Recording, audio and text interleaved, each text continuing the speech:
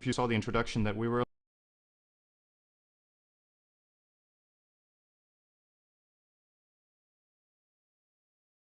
so well, but the green team's banning someone now. What approach they take, and hopefully you can see the entire hero pool this time around, because there are some beastly heroes in that Liquid. I'm missing the hero under Spirit Breaker. I don't know why. That dude's banning someone Abaddon. now. Okay, excellent. Excellent. Yes. Well, yeah, there are a lot of tier 1 heroes available. Clockwork being one. Banning Warlock. Wow. So they watched game. Radiant team that was game That's awesome. 2 of Alliance versus Fnatic, I believe. They picked a solo mid Warlock first for. So that's going to be the first ban of Liquid. Alliance choose to ban out the Doom. And what I wanted to point out with this draft is the amount of heroes in here. There's some really cool heroes for Team Liquid in particular. So I want to quickly point that out. There's a Clockwork banned out against Alliance, one of Admiral Bulldog, who is called Admiral Bulldong. I don't know if he's going to start doing that, but I love that name. Anyway, Team Liquid, big fans of Storm Spirit. Bulba loves Disruptor mid, which you talked about in a previous cast as well, that Team Liquid might bring that into the tournament. We have the Beastmaster as well that Team Liquid loves to play. And then I think I saw one more that they like to pick up. The Visage as well, of Way Too Sexy, is perhaps his best support hero. So that is going to be their first pick indeed. Disruptor. Well, I think something we should mention is Alliance apparently is the one that takes Disruptor. Koika has been, I don't know if it's been a consistent thing, but he's been playing the mid over Bulba lately. I don't know if that's a permanent transition, is it? I think the way Liquid deals with it is that they practice heroes rather than roles. So both Koika and Bulba are able to play mid and offlane, and it depends on which hero they play, how comfortable and how confident they are with them, who plays what. So the Storm Spirit is going to be picked up by Liquid, so I'm assuming that's going to be a Koika mid Storm Spirit, which is what they usually do. But Alliance already, Disruptor is one of those heroes that's actually really good against Storm Spirit for a couple of reasons. Firstly, Storm jumps in from a distance. It takes a little bit to pull him back with Glimpse, but if you do that, he has to use his jump again, and then his entire mana pool is basically gone. And on top of that, you have an AoE silence as Juggernaut going to be picked up here by Team Liquid. So a really interesting way to start off this draft, and I'm curious about Alliance's plans. They're really drafting quickly in this. That's a really good pick against a Storm Spirit, especially in the early stage before you get a BKB or anything like that, because Crippling Fear will destroy Storm Spirit like none other. I'm assuming it's going to be mid versus him, which I think is a good matchup for Alliance overall. Doesn't look like Disruptor is going to be anything but a support, which makes me a little sad inside. There is a Sniper still available. I doubt they're going to pick it up, but it's still available for Alliance to pick up if they choose to do so. They're picking a little bit faster than we've been seeing. Usually it comes down to the last second and they just almost random and then just close their eyes and choose at random. But I would say there's some great heroes in the pool, but TA is being one of them. Probably not going to be picked up at this point because we already have the mids unless they want to do something strange. Abaddon, I think, is a great hero to... If you somehow convert me to saying the way that you say it, I'm going to be so sad, Synderen. Yeah, getting converted to saying things the right way really sucks, doesn't it? No. A chaotic offering. It's already happening. You might as well embrace it. That one I'm not as sad about anymore. But yeah. Oh really? So maybe Abaddon can be a thing for you as well. No. No? I refuse. I refuse. Looking at Alliance's heroes, great. Okay. So Alliance, I was about to say they only pick blue heroes, so they need Abaddon, Enigma, or Riki, and they're gonna get Abaddon. So staying blue or Spirit Breaker. Yeah, he could have been a choice as well. So they're still going all blue. And this means for Alliance, unless if this could be a carry Abaddon, which Loda likes to play, but if it isn't, then Disruptor is probably mid. And regardless, I'm really interested, no matter what of that happens, it's going to be something out of the ordinary. Loda loves it as a carry. His success with it has been mixed, I believe, but might be a good game for a carry Abaddon this one. Although I feel like Liquid, if you're running a carry Abaddon, his main weakness is he needs to stay on target. He doesn't have a stun or barely a slow. He has a little bit with a mark that he can stay on his target with, but it's not that reliable. And Liquid has a hero like Storm Spirit. Abaddon is not going to be able to stay on that target. 5 seconds remaining. We're going to see. Team Liquid's lanes look pretty... I'm not going to say standard. They need an offlane, like maybe a Clinks or something like that. They are going to go for the TA, so is that going to be the mid versus the Night Stalker, which is a little bit better than Storm Spirit, at least in the early stages of the game. And was it a random? Oh, you're right. Could it have been a random? They do have zero. They did. Last second. I'm not sure if that was a pick or random, but well, they did run out of time, so it's their hero to play. And I think if it was a random, then it wasn't that unfortunate, because I think this isn't too bad of a game for TA, but also not the best. When you look at TA, you mainly pay attention to, is there some sort of damage over time on the enemy team that can remove your refraction easily? They have Static Storm, they have Thunderstrike, and they have the Cold Feet from Ancient Apparition, and even the Ice Blast. So actually quite a few things that can melt through. Alliance will be the sniper, but it's not for Loda. It's gonna be the offlane sniper from Emerald Bulldog, unless if Alliance run an aggressive trial lane, which I think they really shouldn't. Game Liquid's Witch Doctor Vici by most likely, couldn't find the word for that, trial lane Juggernaut on the easy lane. You don't want to run a melee carry against that together with those range supports. Of course not. So. And of course, last time they picked sniper, I was assuming it was going to be Admiral Bulldog in the side lane because practicing that non-stop. So it looks like that will probably be the case. But yeah, you do not want to go against Juggernaut as for Alliance here. Well, they do have Abaddon. It's going to keep people alive for the time being. And I don't believe it. Okay, so I just need to... So I'm running in full screen mode, and my mouse still goes off the screen. This is so annoying. I don't know how to move my camera properly like this, but I'll do my best. I love you, Cinder. I can move my camera. I know. I don't know why. Why does it forsake me so? Everything. I'm gonna find a solution to it, I'm sure. We'll see. Anyway, I'll go over Team Liquid's lineup as you can do Alliance, as you usually like to do. Fluff and Stuff, the captain for Team Liquid, is going to be playing on the Witch Doctor, who has kind of arisen in this tournament, I guess you could say, destroying Koika on the Storm Spirit. With Wei2 playing the support Visage, however you want to pronounce it. And in the offlane, right now in the offlane, TC playing the Juggernaut. I don't believe he's going to stay there though, and Bulba mid on the TA. I actually think he is, because this is a smart move from Team Liquid. They don't have too good of an offlaner, and they want their TA to get strong, so they put her mid.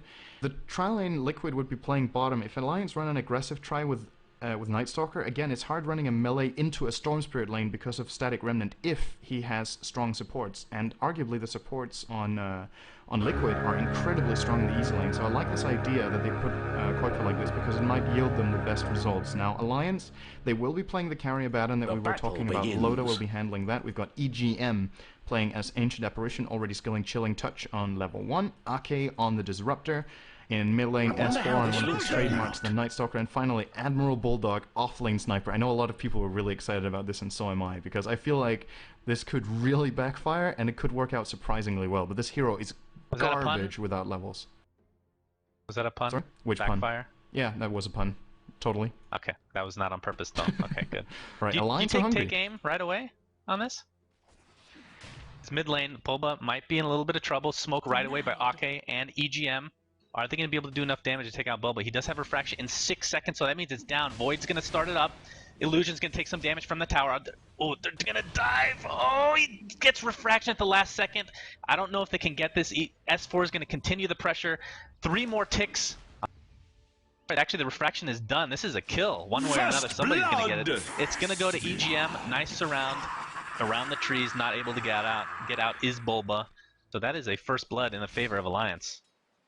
That's not the type of gank you're expecting on level 1. You don't think Ancient Apparition and Disruptor are going to gank mid right away, but Alliance, they realize they have the opportunity because of the Illusion Rune. The Illusion Rune in this case was actually incredibly useful because it removed the Refraction very quickly from Bulba, and I don't think they would have gone for that without that particular rune, so very nice decision-making here from Alliance to give S4 a good start, because this is a hard lane for Night Stalker. Pretty much any melee hero in the game will get crushed by a TA because of her damage advantage and her harassment with Psyblades. So really liking this move from Alliance, but of course it did free up almost a level 3 here for TC in the offlane, and Alliance, their supports are actually terrible at dealing with Juggernaut.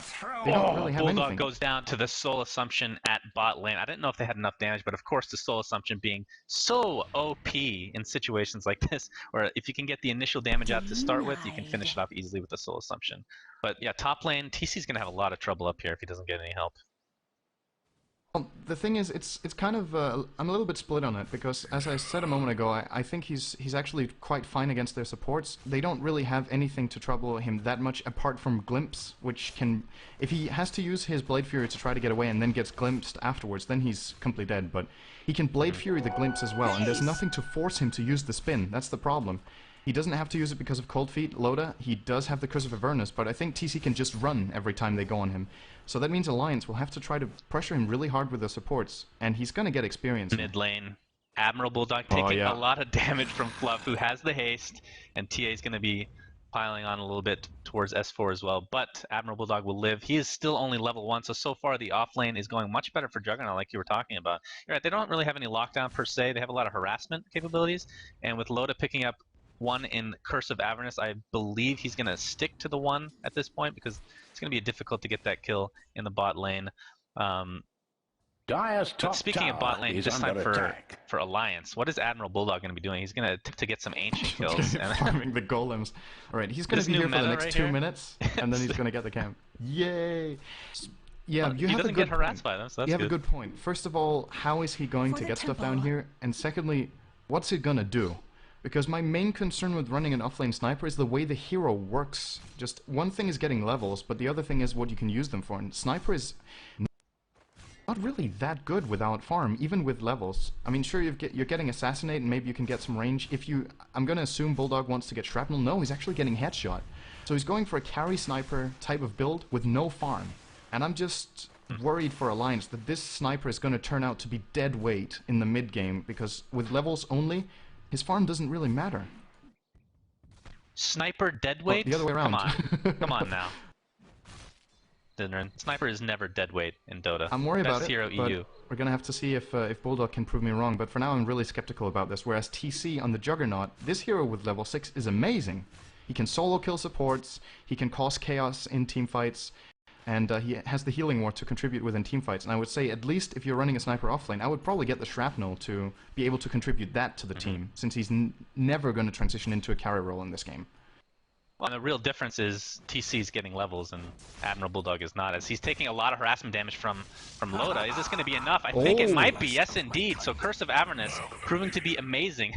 I mean, you don't really see... Really underestimated that. Absolutely.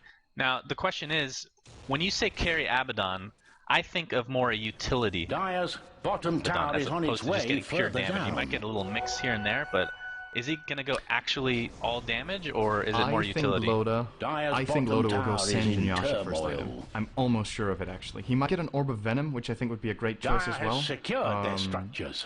But Dire's does bottom tower is under attack. Work, right? With Curse of Avernus. I think it does. Oh, top lane, Void. Oh, he does not. He doesn't have Crippling Fear yet, so they can't really do a whole lot. But Void will be off cooldown in 2 seconds again, and TC is dead. That's all there is to it. If he wants to use Void, doesn't very have late to. TP here from Way2, but he might be able to. Radiant's top tower is Soul Assumption. Nope, not in range. As bottom lane was taken out by kill Liquid. If he had the TP earlier. Yeah.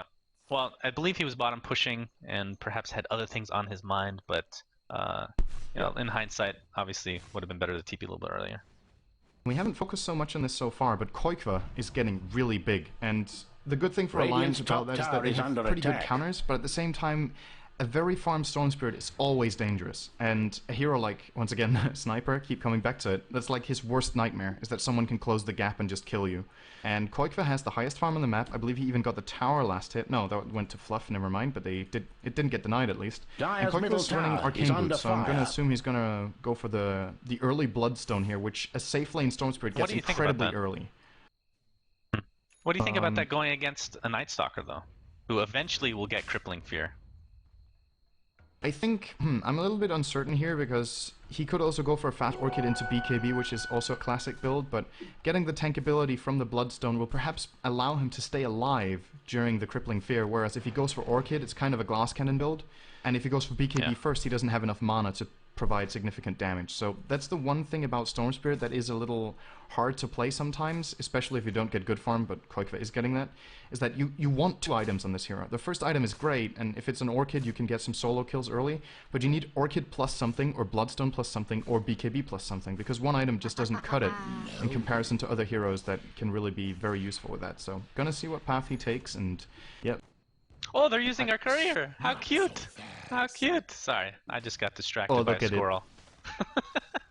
Look at it, it's a squirrel with a propeller. It's super cuddly. Super cuddly. Oh, it looks like TC's resigned to the jungle, which, by the way, he is the same level as Sniper. Actually, almost exactly the same level as Sniper, and that is shocking. I mean, I guess a lot of it comes down to him dying in the top lane, which was a little bit of an overextension. Where did Bullock get that XP, though? He's amazing. He get it from Ancients only.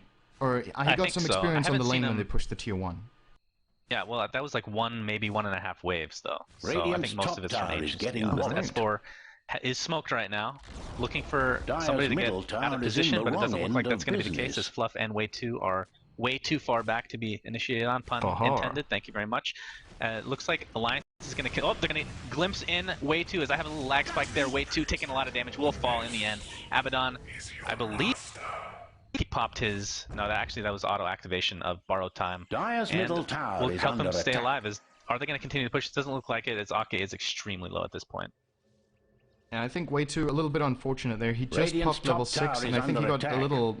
was unfortunate with the initiation of Alliance with the timing on that, because I think he was in the middle of skilling when he jumped on, so he panicked a little bit there, and does get his familiars off, but unfortunately even loses one of them. He almost killed Ake, but wasn't able to seal the deal, and now he's on a 2.5 minute cooldown on getting his second familiar, which is the nightmare of a Visage player, is to lose your birds the moment you summon them.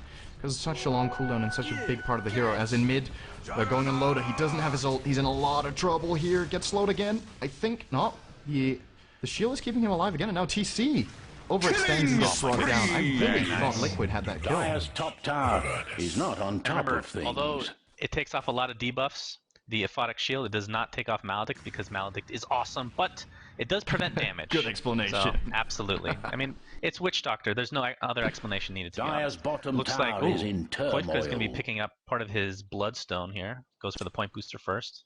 Not too big of a surprise. But yeah, this is definitely a snowball item. Dyer's They're relying on is him on its way big time. further down. You're right. He's going to be a lot tankier because of this build. Not something you see a whole lot, very often, going for Bloodstone right away. But I think it's going to be fun to watch because he's going to have, lower cooldowns when he... I mean, obviously he's going to be tankier. He's going to have lower cooldowns when dying, which hopefully won't be too often in his case. And yeah, it's going to... Oh, I heard a zip. Yeah, he's setting up for it on S4 here. I think this could backfire pretty hard because... Oh, never mind. It's a sniper who's on backup. Yay! Level 5 sniper, hey, so... We can't underestimate Sniper Radiant's anymore. He's already level 5. Definitely can't, but still. He's level 5 at 10 minutes, which is okay. It's the same as TC. TC still has higher experience, and Bulldog has been doing a lot of Ancients. But again, I'm still curious to see how it turns out in the mid game. But I have to say, if you're looking at the graphs right now, Alliance is leading by 750 gold, and they're behind on experience, and that's with a 4-kill advantage. So the early game, I would have to say, apart from the ganks, Liquid's just flat out out-farming Alliance with arguably better mid-game heroes. Both Storm Spirit and TA explode around the 20-minute mark when they have 1 or 2 key items, both of them. Probably only 1 item in Storm's case, but TA with great farm can actually have both either Yasha into almost a BKB or Blink BKB as well. Either of those setups can be achieved at about 20 minutes if you have good games. So I don't know about Alliance, and the heavy part of their farm is still on this Abaddon, which needs to prove useful in a mid-game scenario here. And I'm not sure. What do you think? Do you think Alliance is on the right track here to winning this game, or do you think Liquid is getting the advantage? Because I think Liquid right now are looking stronger to me. I think slightly strong. It's not like a huge lead by any no, means. Definitely not. I think you're going to see the power of Abaddon, and I'm going to continue to say Abaddon. It's going to be coming in the... He's a big-time mid-game here if you're able to get some farm on him. And he does go drums first, so I think SNY would make sense. It's pretty much like you get so much move speed out of this guy. And tankability, I mean, he's already tanky to begin with, but those items just add insult to injury. And then perhaps, I like to see Basher being picked up. It's kind of like one of those DPS half tank items to, you can get lucky procs and whatnot, but I think a lot of people underestimate the tankiness that comes out of getting something like a Basher. But it remains to be seen what exactly he's going to be doing. Perhaps a mech? Maybe it's too late. Typically, if you see a mech, it's going to be right away. So I'm not sure that's going to be the case. EGM's working on Aghanims, by the way. Oh, isn't well at the moment. He's going for first item Aghanims without even Arcane Boots, so really, I agree with this choice, because this, in my book, is one of the best Aghanims upgrades in the game. Making the duration of Ice Blast 17 whopping seconds on all levels is absolutely absurd. Can you say that again? No. Whopping seconds? 17 whopping seconds. Thank you. I like that a lot for some reason. The hidden ones. But, yeah. As far as Alliance goes, I really don't think Loda is going to pick up that mech. So it's going to be coming out from Ake, who went Arcane Boots first, so it's going to be a very late one. And it means that they're choosing to prioritize damage over tankability, because else they would have got the mech on the AA, who could have almost had it by now. And with EG's ability to find farm, he could have gone for that and then maybe into an into an Axe after that. But he's prioritizing the Axe first, and that might give us a hint about when Alliance are trying to make their lineup peak, because that will probably come online at about the 20-25 minute mark, and could be a big factor in making sure that Liquid's heroes get killed. And look at Bulldog. He's gone for 2 bracers on a sniper. What? This is so unusual. Unusual to say the least, as Way2's taking quite a bit of damage. Is the AA ult gonna hit? No, it is not. And here comes Bulba with the wraparound. EGM in a lot of trouble. You can hit the zip in. Nice aphotic shield. That's not gonna prevent any damage now, though. As KOIFA is almost gonna get cold. Oh, he does get cold feeded somehow. Why is that actually proc? Loda and S4 gonna team up on him, but there comes the Witch Doctor Death Ward. Loda taking a lot of damage. Pops aphotic shield. I'm sorry, his ultimate borrowed time. Oh, fluff and stuff. You are dead to the assassinate to the face. Bulba in the meantime getting glimpsed. Are they going to keep him in with kinetic field? He's going to get silenced. There's the crippling fear coming in, and Bulba looks to be a dead TA if I've ever seen one. Something I wanted to mention, as TC is going to have to back up here in bot lane. The AA ult, as they're going to try to get some familiar kills here. The AA ult is great, and I agree with what you're saying as one of the top Aghanims upgrades for Ancient Apparition, but I think in specific for this game, it's amazing against the healing ward coming out from Juggernaut. It's gonna, if you can land it on all 5 heroes in a push, it will completely stop the push, 100%, not even close. That's very true. It's the longer duration is very useful in those kind of scenarios, because what you often do as a pushing team is when you get hit by AA ult, you back off, you let it expire, and then you use your healing ward, and then you go in. But 17 seconds is really a long time to wait, and with a 40-second cooldown only on Ice Blast, he's almost going to have it ready again when it expires. That's the crazy thing about it. The moment he throws it out, it's on half cooldown again already when it stops working. So really dangerous. And I have to say about that fight for Liquid, I think their initiation was okay with KOIFA coming in. The only reason they lost that fight was that they were outnumbered. Juggernaut wasn't there, else I think they would have won that fight. And now S4 and a beautiful combination here. Gonna make quick work of Fluff here with the AA ult as well as the Void and Silence. Nice focus, so well done by Alliance. And they're looking to capitalize on this by maybe getting some more here, as okay. He's gonna glimpse Bulba here. He's in trouble. Radiant's middle tower. He's in trouble. I was talking about the nice counter to the refraction. Is that static storm? Crippling fear to follow. Nothing he can really do. And this might be a dead tier 1 as a result.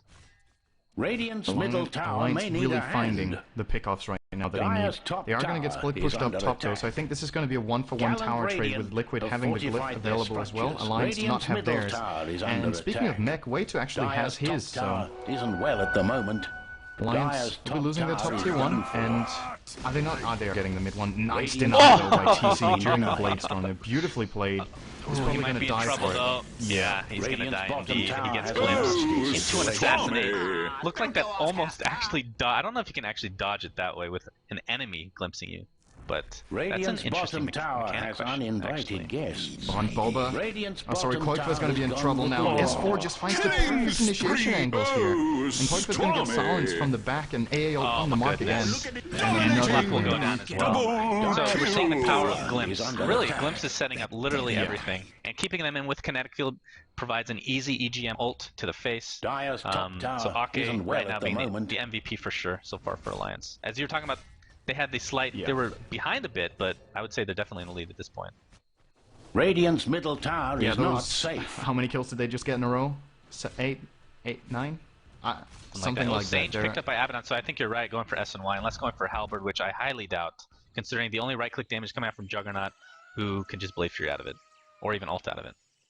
Yeah, they're on a really huge kill streak right now, and it's kind of up to Liquid right now to make some use of, especially the Juggernaut, who...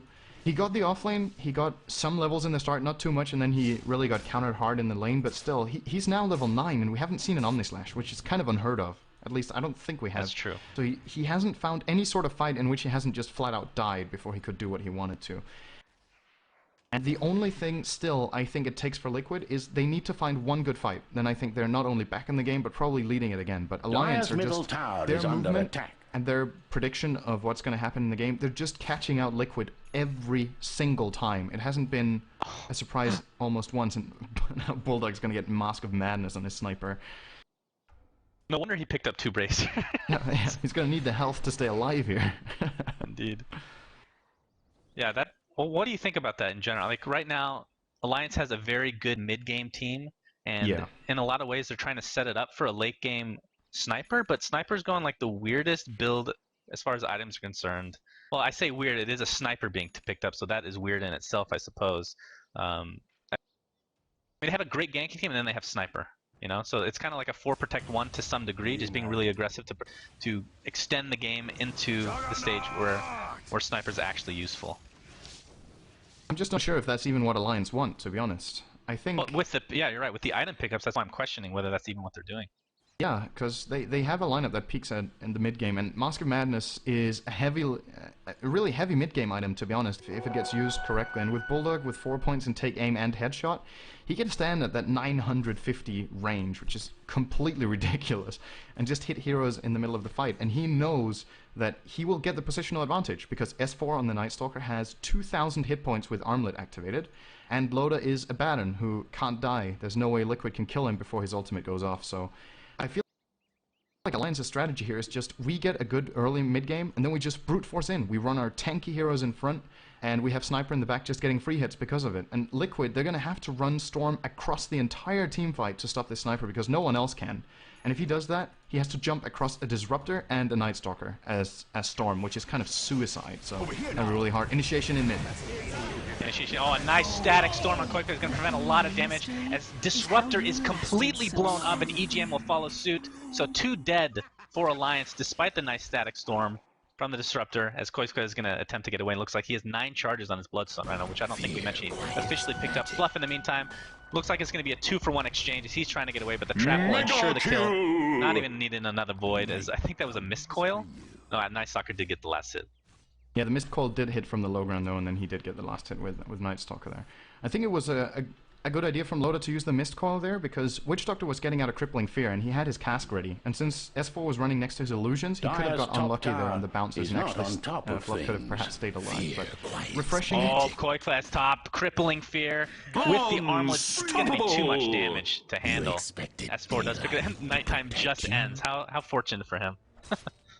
And I don't think Alliance were, Liquid were expecting that because Alliance were already pushing mid with both Sniper and the Abaddon. Oh, nice Blade Fury there. Almost died actually, but with Alliance pressuring mid like that, it wasn't obvious at all to Koikva that Night Stalker was coming top. So really, again, intelligent movement from Alliance, but also refreshing to see Liquid finally getting some sort of a setup there with those 2 kills. So definitely not over yet, and that exchange basically resulted in pretty much nothing as far as gold and experience goes. And Loda is going to get a Halberd, actually, over the SNY that I thought he was getting. Who's he looking to disarm? It must be the TA. Oh, it's got to be TA. Has to be TA. He wants to disarm the TA, and good choice here because Bulba, going for that drum build, he's actually 20 minutes in, he's kind of far off the items that you want to have at this point, either having a BKB or perhaps a Deso or Blink Dagger or Yasha or something like that. He has the Ogre Club.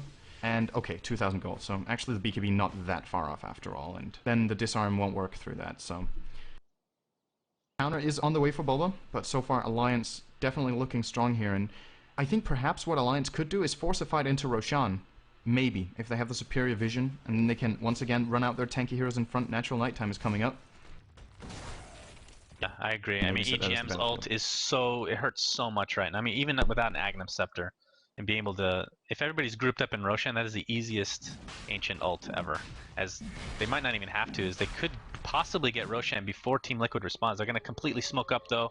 Are they going to get here in time is the question. TC has Omni Slash. I think we've seen it like you were talking about. Level 2 Omni Slash though. It's going to heal up Abaddon completely to full HP. If that ends up being the case, that would be hilarious. He's going to pop his ward first though. It's actually going to go down immediately. Kind of a misplay from TC. He's going to use Blade Fury right away. S4 initiating, perhaps on Fluff with a nice static Storm. Going to zone everybody out. Going to fight Split him in 2. Here we see the Omni Slash doing a lot of damage. S4 able to get out with his armlet. And TC doing a little bit of damage, but here comes the AA ult. Boba getting caught. Can't get Refraction up in 1 second, but he's going to go down for the case before that happens. You see the Witch Doctor ult up as well as Ancient Apparition is taken out. This is a 3-for-1 exchange as Night Stalker is really low. Could be a 4-for-1 in favor of Team Liquid, as it's going to be almost a team wipe. Night Stalker, the last to survive, has the armlet. Perhaps survive through a little bit of engagement, but better be careful here. Koika completely out of mana, but has the Bloodstone with 10 charges.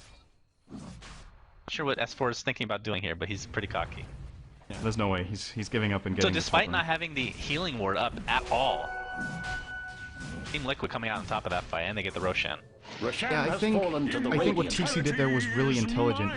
He baited Alliance to use Static Storm on him alone, and that opened up the fight so much. Alliance used abilities on pressuring TC in the start, and he still got off both his Blade Fury and his ultimate, and that just shows what it takes for Liquid to win a fight. If they get an initiation like that, as S4, it's gonna find Koikva. That's the Aegis, together with AA ult. S4 and EGM are just playing an amazing duo in this game so far, setting up so many kills, and Aegis out the window there. But still, that fight for Liquid, it's all it takes for them, is to get some sort of good execution like this. And Loda popped his ultimate really early here as he was tanking up some Blade Fury damage. Might have been a mistake, because once that was used, Liquid were able to focus him down a little bit later on, and maybe he could have got a little bit more use out of that. Oh, you're saying he popped his borrowed time early? Yeah, he used it when he was at 80% HP, tanking a Blade Fury. Really? Might have not been the right choice, but at the same time, perhaps he was expecting to be taking a lot of damage right then, and then of course it's a really well-used ability, but a little bit uncertain as to whether that was the right choice. And Koikva actually going to get Boots of Travel now with his Bloodstone, so a little bit greedy, a little less combat-oriented, and looking to perhaps split push a bit more, which I think is really scary against Alliance's lineup. You don't want to split push against Glimpse, Night Stalker, and AA's ultimate. Yeah, this is kind of a greedy pickup, to be honest. I was expecting a Sheepstick or something of the like, even a BKB, something more defensive, but yeah, the Boots of Travel obviously indicating some sort of a split push opportunity. But at the same time, he's still, I mean, despite having the Bloodstone, can still be brought down quite easily with the Crippling Fear. All you need is one Crippling Fear and perhaps a second teammate, and that's a dead Storm Spirit. We're going to have a 5-man smoke for Alliance. Is it going to go straight down down mid? Who are they going to find? TC's here, has his Omni Slash, but of course if he gets Crippling Fear, there's not a whole lot you can do. It's nighttime. That's 4. He's gonna find him. Crippling Fear into the Void, into the Assassinate, into the AA ult. Alright, get much wrecked. Damage. Yeah, get wrecked, son. Wow. And Koikva's gonna push top of the Boots of Travel. But look at the goal graph. I'm not sure if you pointed that out, and the experience. That one fight in the pit, I can't believe it. It's 8 to 16. And Liquid is leading by 3,000 experience. How often do you see this? It just shows how much more they've got out of their split pushing and their farm in general. And Alliance, they haven't taken a tier 2 tower yet, which I feel like is kind of going to be the big thing for them to start taking some more map control, but Liquid are just stalling them. And there's the BKB on Bulba. Koikva, 2k gold, wondering what he's planning for next. I think this game, although the score says otherwise, this is looking really good for Team Liquid right now. Yeah, and I think part of it is the item pickups are odd on... I don't want to blame it on Sniper because he's not, you know... At this stage of the game, you're not expecting him to carry or anything like that, but he has a Saint. So is he going for SNY or is he going for another Halberd? On which hero, sorry? Oh yeah, on Bulldog. Admiral Bulldog. It's going to have to be SNY. I don't think a secondary Halberd is worth it here. When you already have one of them and the TA has a BKB anyway, the one Halberd use should be enough, and it should be used after the BKB because else he's just going to use it to break it, so... Right. Really curious choice of items from Bulldog, but I'm really fascinated by his choice to go so heavily into strength with the sniper. He has plus strength hero, apparently. He's almost doubled his strength with his items, which is kind of unheard of. But I think he recognizes that if he doesn't get this kind of tank ability, he's going to be one-shot in every fight by Koikva. So can't really argue with it, but it is a peculiar choice, and we're going to see if it pays off for him a little bit later on. But at least now he's going to be a main machine, so that's one thing he's got going for him. Well, something else to keep in mind that we've been alluding to throughout this cast is EGM's ult.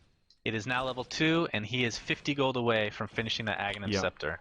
That will hurt quite a bit. Not that the healing ward has been that huge as of yet, but I mean the burst damage, without even the debuff effects coming into effect, it's just insane. Oh, Loda invis with DD. He's double runed up. He's looking for way 2. He's going to go for this, I think. Perhaps waiting for the AA ult to follow? Fortified their structures. Might be. Dire's middle takes tower the is Axe, the he's not wrong going to go end for it. of This is too business. risky. That would have been a big mistake as well. Liquid were in the neighborhood. Denied that gonna middle bring it down. tower. This is an Axe game, by the way. Visage does have his, and Witch Doctor almost has his as well. So, going to see a lot of those upgraded ultimates coming out. It should be really exciting, of course. BKB now on S4. Nice TP from TC here. Really, really heads up play by TC. Indeed. But yeah, you're right. A lot of Aghanim Scepter being purchased, hoping for everyone to pick up Aghanim Scepter, including Storm Spirit, who can't actually take advantage of it, but just want to see it anyway. Yeah, and Sniper, absolutely. That would be great. I mean, if he's going to pick up a Sage and a Mask of Madness, you might as well get an Aghanim Scepter at this point. when you think about it, Enchantress, who's also kind of is attack-based, whose Aghanim Scepter gives her attack range. I mean, why not Sniper? Why not give him 1200 range? Here we go. RK's in trouble. Who's in trouble, actually? Well, I don't know. Death Ward coming out, dealing a ton of damage. Disruptor is the first to fall. Fluff gonna try to get out. Is the headshot gonna proc? Oh, it's not gonna proc. Are you kidding me? He didn't get a single headshot in that. RN Jesus on Witch Doctor's side is all I have to say. He's been praying to those gods, no doubt about it. I mean, it is a Witch Doctor after all. And Fluff writes lol on the minimap. Fitting, definitely fitting. Yeah, I think he realizes we probably picked that up and thought it was funny how lucky he got there. And Liquid, they get away with it. Is it a 40% chance? Yeah, 40% chance across the board. Did he pop Mask of Madness for that? I don't think I saw him. I think he got 5 shots off without a headshot. Now, I can't do that math in my head, but I know the chance of getting 1 headshot and that's pretty damn high. So Fluff got away with murder there. As Loda is now continuing his tanking build. This is definitely utility, not a hard carry of any sort. Picking up the chainmail. Is he going for AC? Either that or a blade mail. I think it's going to be the AC though. I was thinking blade mail as well, but I don't know how much sense that makes, considering it's Abaddon. Oh, yeah. AO's gonna hit.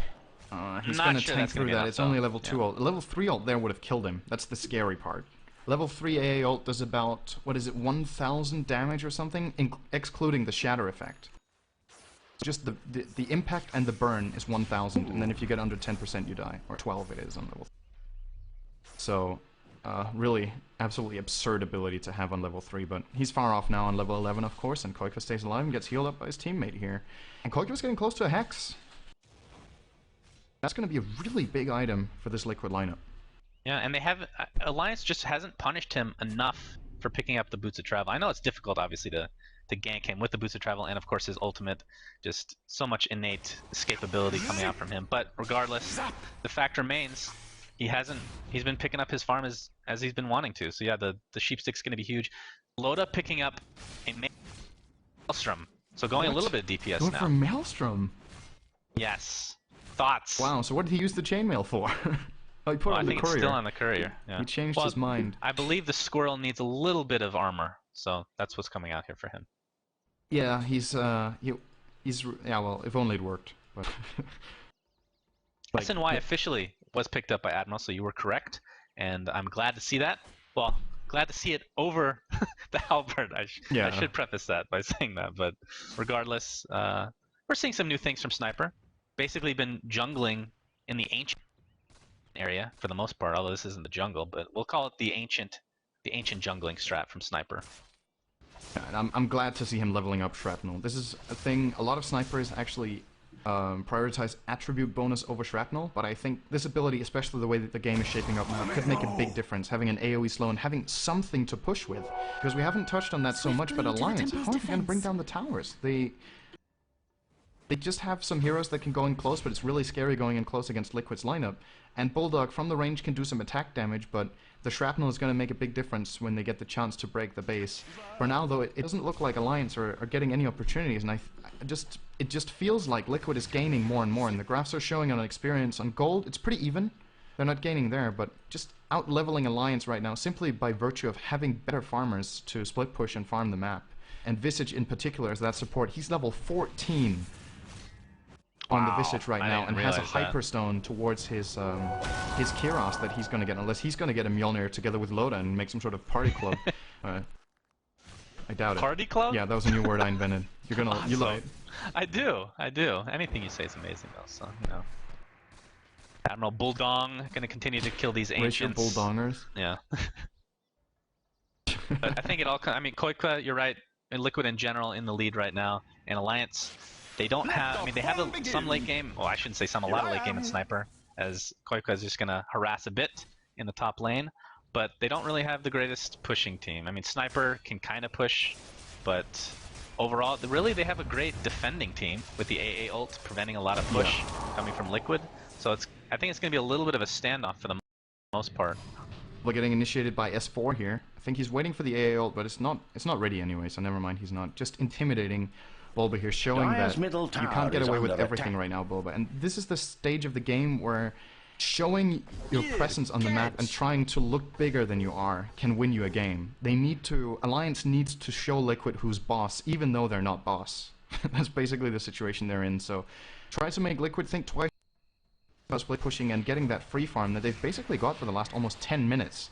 And Alliance needs to bring it to Liquid. Show them that they can't just get away with this, because else I feel like Liquid's just getting away with this in the late game. I would always choose to get a heavily farmed Storm Spirit over a heavily farmed Abaddon, who is the biggest farmer for Alliance. And Bulba is now 50 CS ahead of the Night Stalker, who he was pretty even with for quite a big part of the game. He's dragging away by more and more every second, because he's just a faster farmer than Night Stalker. That's the way the hero is. Well, I think in general, Sniper is a ridiculously hard carry if given the farm, but with his item choices, it's just not going to be the case, at least not in the short term. So I think you're absolutely correct in that notion. And I think the Agnum Scepter club, oh, Koipka, looks like he'll be okay. As we have a little bit of group of actually S4. Is he going to cancel? Wait, yes he is. Glimpse with the Void. Lots of damage coming out. There comes the Crippling Fear. Can't do anything with his little birdies. We'll try to get them out in time, and he does just that.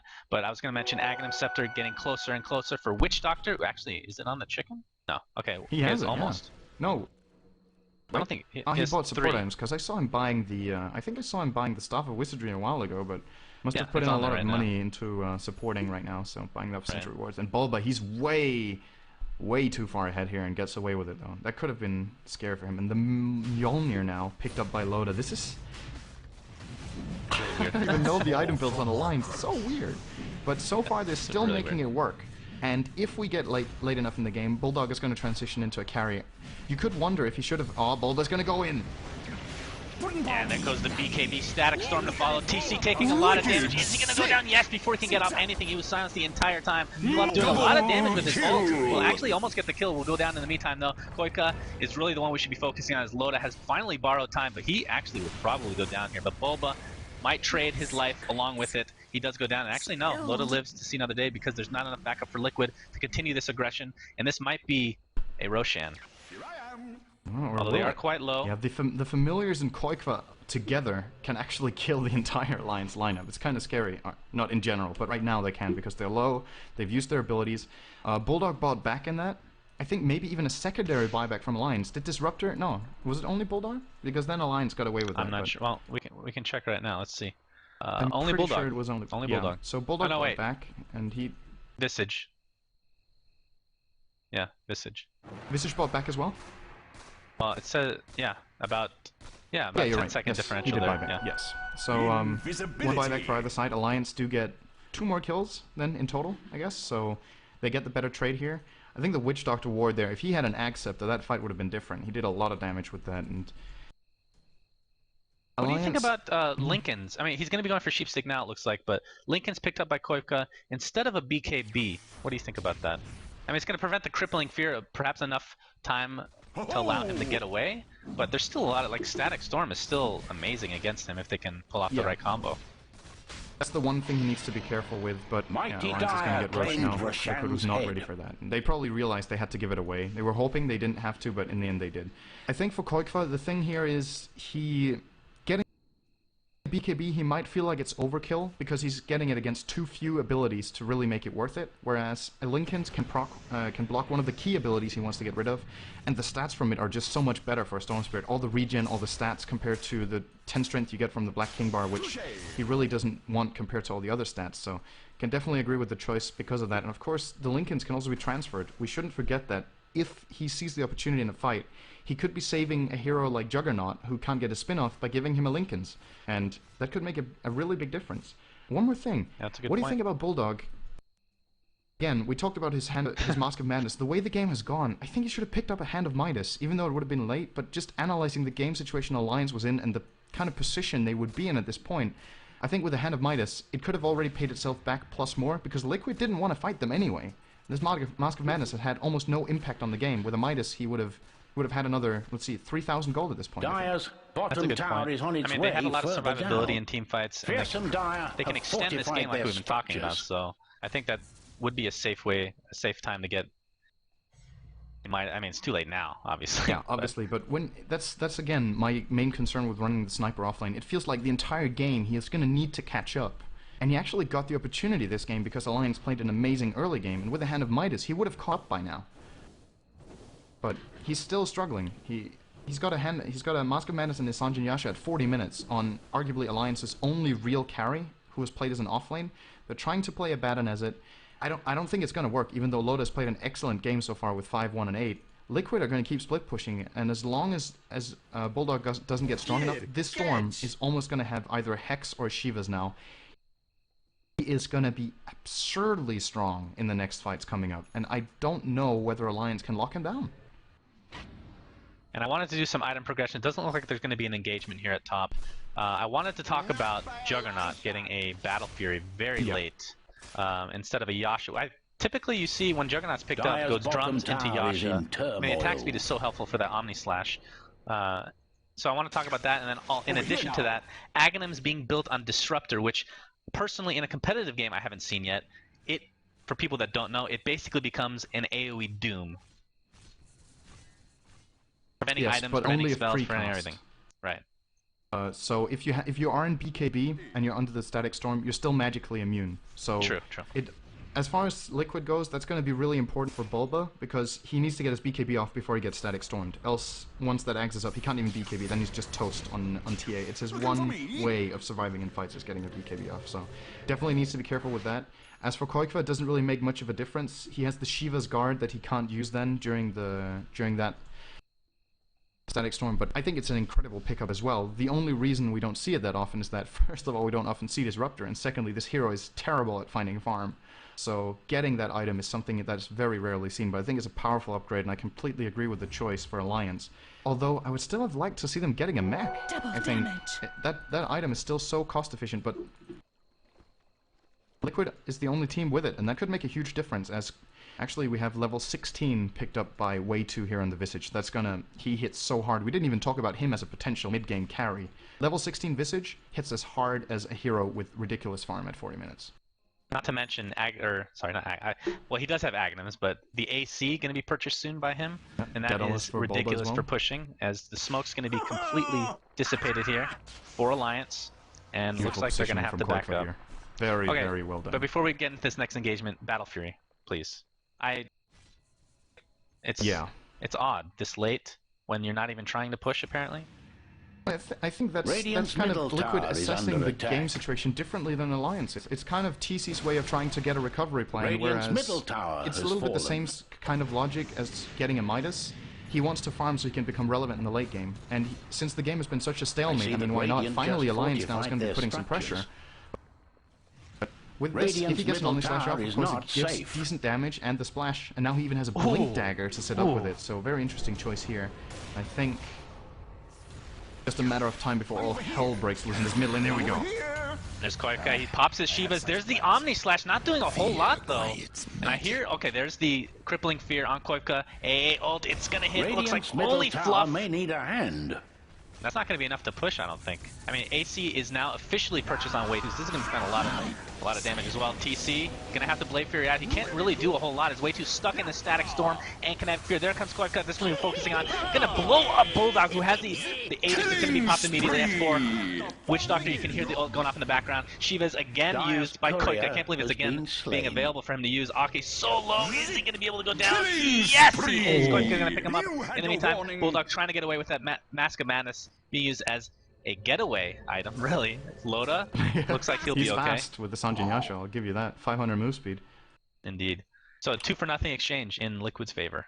That was looking like it was going to go worse for Liquid. They kind of blew the Omni Slash on nothing, like you pointed out, because it seemed like a little bit of a miscommunication between Koikva and TC. Koikva just jumped in to try and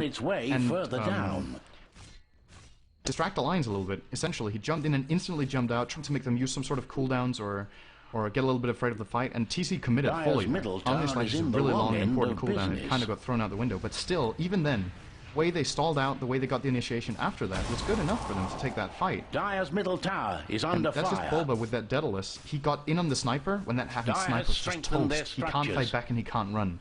Just got killed instantly, and makes you wonder, should Sniper really have had that Aegis? Tower has fallen.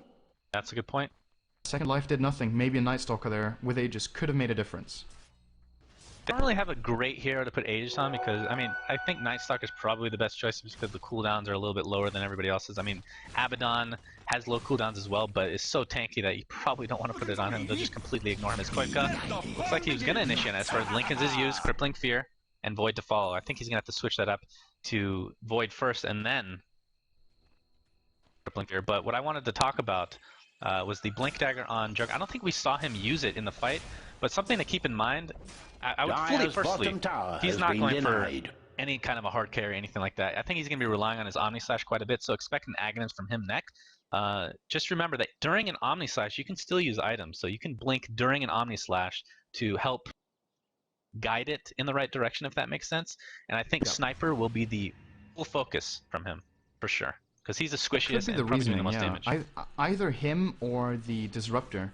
AA has wisely now picked up a Ghost Scepter, so I can't fault EGM for a single decision he's made in this game pretty much. Spot on with the ultis, has built the right items, has really been hungry for kills, so... TC can't really use his Omni Slash on the Ancient Apparition because of that, but both the Sniper and the Disruptor, and I think Disruptor is maybe even a more important target than Sniper, because once Disruptor is down, they have free access to the Sniper. Then Storm Spirit can go in and go to town, whereas if they go on the Sniper, they could get countered by Ake with that Axe Scepter he soon has in his inventory. So maybe he is even the #1 priority, and that's going to open up the fight for Liquid. And we talked about how Visage can become a mid-game carry. They also have a Witch Doctor with Axe Death Ward. There's just every hero on Liquid right now is dealing significant damage. So who is Alliance going to go on? They can't just be like, okay, if we lock down Storm Spirit, we can live through the fight. If we lock down TA, we can live through the fight. No, because if you don't lock down the supports, they're going to kill you. Both Visage and Witch Doctor right now have very high amounts of damage. And Witch Doctor, with one good fight, he's going to crack level 16 probably. He's kind of far away from it right now, but could happen. Liquid are looking really good. The AA ult only hits the familiars. Not going to bother Liquid at all right now. And that is a huge ult down, actually. Is they're going to attempt to take this down? I think they will get it, no problem. And Cheese on that as well. For way goes to Way 2, who's ridiculously tanky to begin with. I mean, we don't really talk about a Visage. I mean, we brought it up a couple times now, but generally speaking, we don't really talk about Visage as a tanky hero. Armor. But yeah, like, it's disgusting. I say disgusting so much, but this qualifies, I think, as disgusting. Yeah, for sure. That's a legit use of disgusting for once. Well, I feel like, no, excuse me? How dare you, firstly and foremost, okay? But before this, I kind of want us to do an Aghanims check to see who does not have Aghanims in this game, because this is pretty insane. Juggernaut is going Maelstrom as well.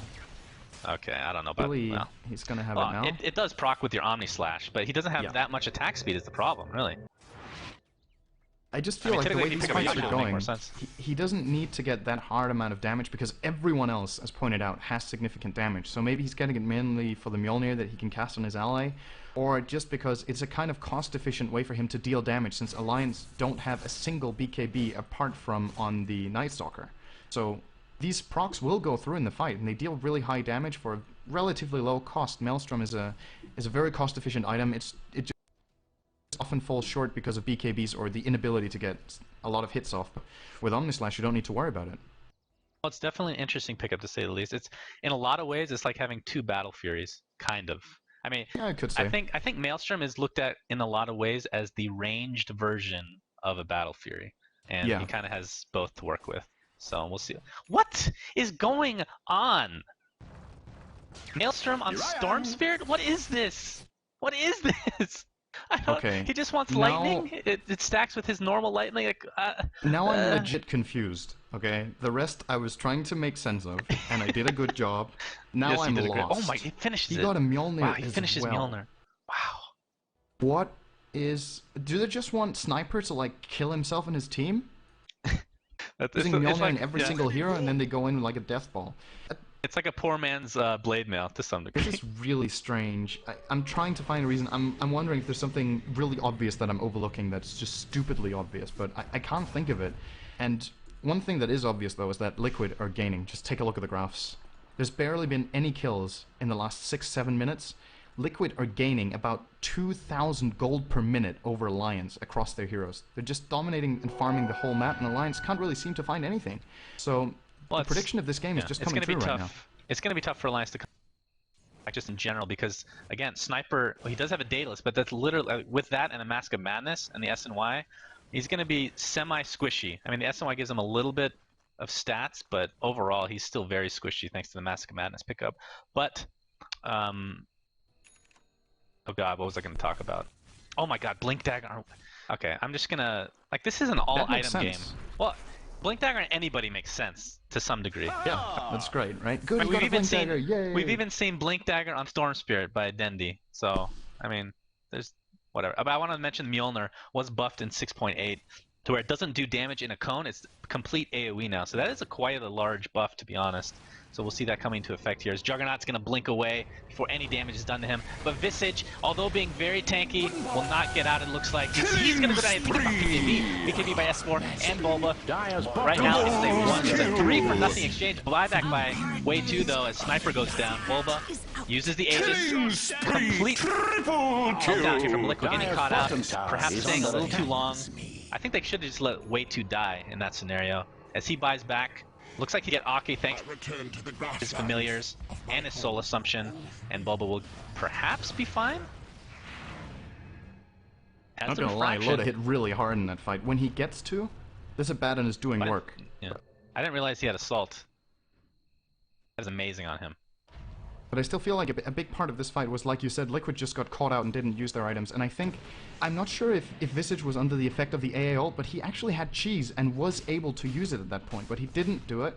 And I think if he had that, if he wasn't under AA ult and could have got off the cheese there, he would have stayed alive the entire fight because Alliance had blown their entire tank on trying to bring him down. So he used the cheese while he was AA ulted? He's given it away now. He gave it to he's given it to Bulba. It wasn't used in the fight at all. And I think he was just afraid of misusing it by being under Ice Blast and didn't have time to check, and then he died. And then the buyback was too late, because then the fight was already over when he bought back. Sure, he got a kill on Aki, but that's it. Oh, Abyssal Blade from S4. Is it going to be enough, though? It pops the Shivas. Dominating! Yes, it is. AA ult. Forgot about the AA ult, which we've been talking about time and time again. Blows him up.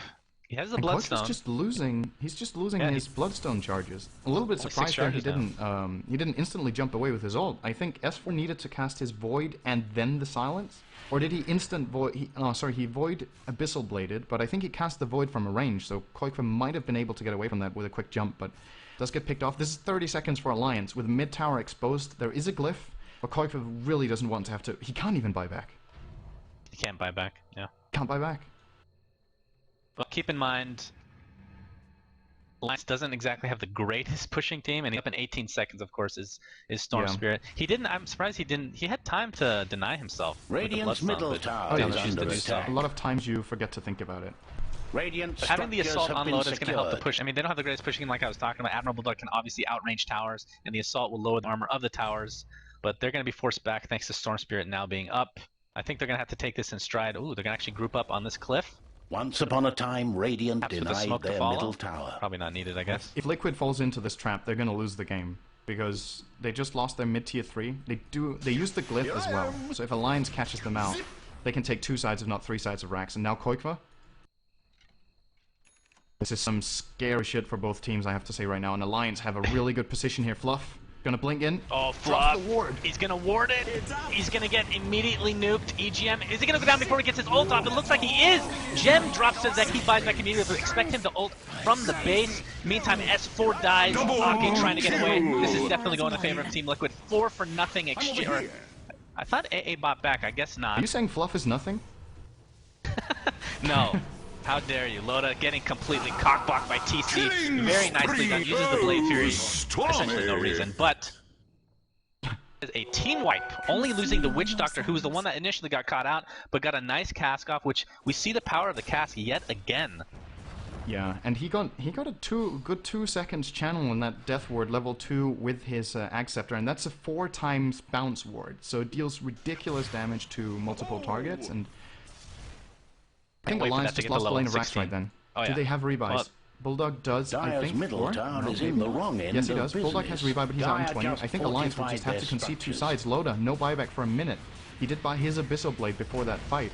And Alliance kind of went all in with their positioning there, and that was perhaps the biggest play of the game right there. Dyer's middle barracks. Left to blink up there and place that ward. That ward was more important than everything else in the game so far. And getting a good cask off here, so beautiful support play from Fluff there to expect Alliance to perhaps be there. He obviously can't know for sure, but didn't fall into the trap and just got his team into a very, very comfortable position here. As this is going to be two easy lanes of racks for Liquid. Now keep in mind, I feel like we were talking about, if despite having the lead, if Liquid had lost that fight, it would have been raxed. So it was, despite having the lead, yeah, absolutely. Lost the game, I think. Well, that's right, because Storm Spirit didn't really have buyback either. So, and that's their main hero to really worry about as far as Alliance is concerned. It's kind of ironic. He didn't have buyback, and now he has 5k gold. That was that one fight plus push. Well, keep in mind, Bobo still had the cheese, so and he hits really hard. We didn't mention the butterfly pickup. Essentially, in a lot of ways to counter the sniper who just sits in the back and tries to beat you down with all he has. Roshan is up. Yeah, but headshots can't miss though. That's true. So at least they go through, but the other hits have a chance. He has a chance to evade, of course. So one of the many buffs on sniper in the last few patches. It's perhaps, I wouldn't say it's more important than the buff he got on range. I still think that's the most important one, but definitely something to keep in mind that headshots can't miss anymore. Not even uphill, I believe. They always hit. Yeah. So certainly something crucial. In a lot of ways, dissuades you from getting MKB, which is amazing on him. But still, I would still get it personally, but I'm a scrub, what can I say? I'm just a scrub. Loda is pretty stacked, despite not being able to do a whole lot on these. I mean, he survives. The problem is the rest of his team doesn't survive. He might get caught out though. Quite quick can see him thanks to the static remnant. He's gonna initiate. Oh, is he gonna? No, he's gonna run away. He's scared. He could get miscoiled into the Abyssal Blade, but little did he know there wasn't really any backup for Loda at that point. But yeah, 2 racks down. This Roshan should be going to Liquid's way. If somehow Alliance can get this will give them a small opportunity to actually come back in this game, but that's not going to be the case. There's going to be 2 cheeses and 1 Aegis. As Loda is going to use his Abyssal Blade on Boba. Oh, he's going to Boba's going to completely deny the cheese. Probably a good choice. Although I don't think Abaddon could really drop anything. This might be the last fight for Alliance. They're going to get, oh my god, look at this Witch Doctor ult into the cask. Holy jeez, Loda going down. The ult is still going. As for one of the last ones alive, going to try to TP out. And that is a GG well played. Wow. Such a good positioning. That Blink Dagger really paid off in that fight. And Liquid, I guess the summary of this game is Alliance gets a great start, they can't break the base or can't push the way they want, and Liquid just outfarms them. That's kind of the short breakdown. Alliance were really close with that one excellent fight they got. They almost got in a position where they could push, but eventually just end up getting outfarmed. And even though Loda has great farm in his Abaddon, it's still an Abaddon. Melee needs to catch up.